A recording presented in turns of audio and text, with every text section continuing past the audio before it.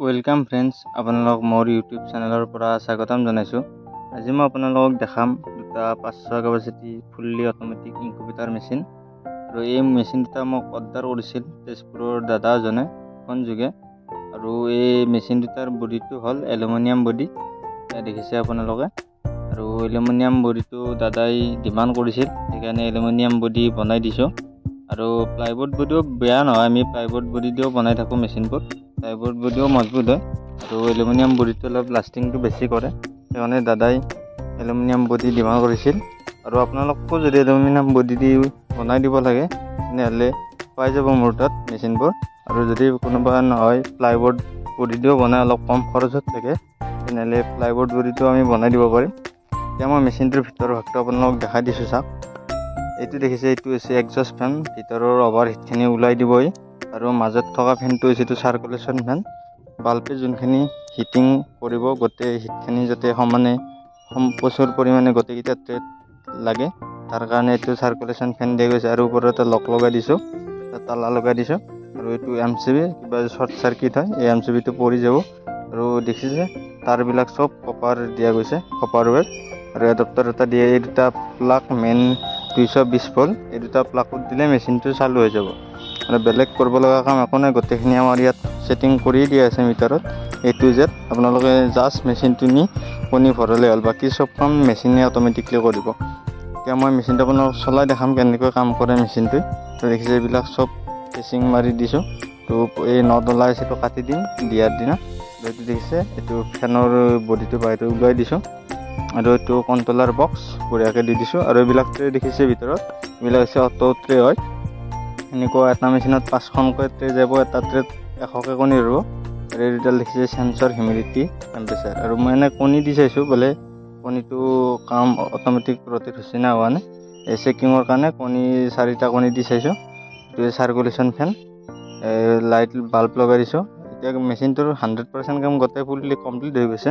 আৰু এইটো ফগাৰ, ফগৰ কাৰণে ফগাৰ দিয়া হৈছে হিউমিডিটিৰ কাৰণে, এইটো ফগ কৰিব। ইয়াত আপোনালোকে চৰিয়া বা প্লাষ্টিকৰ মগ জিঅ'ত দি দিব পাৰিব এই ফগাৰটো। দেখিছে এইটো লক লগাই দিব পাৰিব মেচিনটোত। বেলেগ কৰিব লগা কাম একো নাই, এইটো যিহেতু ফুল্লি অট'মেটিক মেচিন হয় আপোনালোকে দেখিছে। আৰু আপোনালোকো যদি এনেকুৱা ধৰণৰ 500, 1000, 2000, 5000 যিমানলৈকে কয় আমি 100ৰ পৰা ধৰি আপোনালোক যিমান কেপাচিটি কয় আমি বনাই দিব পাৰিম মেচিনবোৰ। আৰু আমাৰ মেচিনত আপোনালোকে 1 বছৰ গেৰাণ্টি পাই যাব।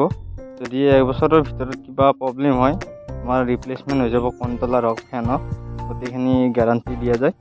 আৰু ইয়াত দেখিছে, ইয়াত আমি পাৱাৰ ছাপ্লাই দিলোঁ, মেচিনটো অন কৰি দেখাইছোঁ আপোনালোকক।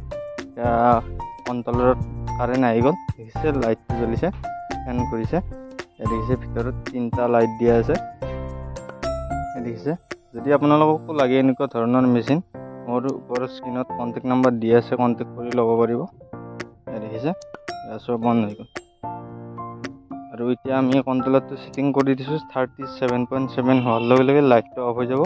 আৰু 37.6 বা 5ত লাইটকেইটা অন হৈ যাব, দেখিছে গোটেই ফেনটো চলি। আৰু এইটো হৈছে আপোনাৰ যদি মেচিনৰ ভিতৰত অভাৰহিট হয়, অভাৰহিটটো ওলাই দিব এইটো ফেন, দেখিছে চালু হৈ গ'ল। আমি গোটেইকেইটা ট্ৰে লগোৱা নাই, এটা ট্ৰে চেকিঙৰ কাৰণে লগাই চাইছোঁ।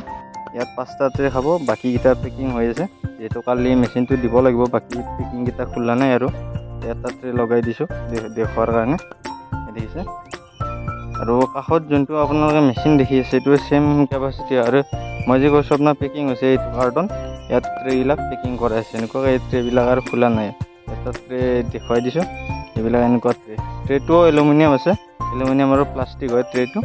ট্ৰেটো আপোনাৰ বহুত দিন লাষ্টিং কৰে, বহুত দিন মানে বেয়া নহয় এইটো ট্ৰে, লাইফ টাইম চলি যাব আপোনালোকৰ, দেখিছে।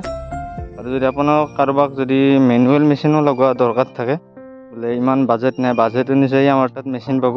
আপোনালোকে বোলে হাতত 5000 টকা আছে বা 10000 আছে বা 20000 আছে, এইটো নহয় যে 5000 টকাজনে মেচিন ল'ব নোৱাৰিব বা 10000 টকাজনে মেচিন ল'ব নোৱাৰিব। আপোনালোকে বাজেট অনুযায়ী আমাৰ তাত মেচিন পাব। বোলে যদি হাতত 3000 টকাও থাকে তেনেহ'লেও আমি আপোনাক মেচিন দিব পাৰিম। বাজেট অনুযায়ী আপুনি মেচিন ল'ব পাৰিব আমাৰ পৰা। আৰু এইটো নাই, আৰু আপুনি অল আছাম মাৰ্কেট ট্ৰাই কৰক, আমাতকৈ মেচিন আপোনাৰ কোনো কমত দিব নোৱাৰে। এতিয়া অল আছাম ট্ৰাই কৰি আমাৰ তাতে যোগাযোগ কৰক।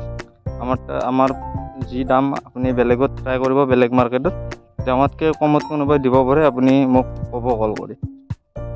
কাৰণ আমাৰ চব মেনুফেকচাৰিং নিজে কৰা যায়, আমি মিস্ত্ৰীৰ দ্বাৰা কাম নকৰোঁ।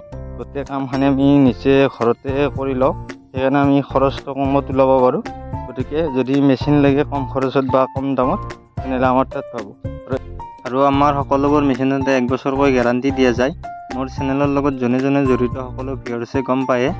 আৰু আজিৰ ভিডিঅ'টো এইখিনি আছিল। ভিডিঅ'টো আপোনালোকে যদি চাই ভাল পালে তেনেহ'লে লাইক কমেণ্ট শ্বেয়াৰ কৰি দিব। আৰু মোৰ চেনেলটো যদি নতুনকৈ চাই আছে তেনেহ'লে চেনেলটো ছাবস্ক্ৰাইব কৰি থ'ব, যাতে নতুন ভিডিঅ' দিয়াৰ লগে লগে আপুনি চাব পাৰে। আৰু আজিৰ ভিডিঅ'টো এইখিনি দেখালোঁ। আৰু যদি আপোনালোকৰ কাৰোবাক মেচিন লগা থাকে বা মেচিনৰ প্ৰয়োজন হৈ আছে, বোলে ঘৰতে পোৱালি জগাম কাম কৰিম, তেনেহ'লে মোৰ লগত যোগাযোগ কৰি ভাল মেচিন এটা লৈ লওক। আজিলৈ আহিছোঁ, ধন্যবাদ।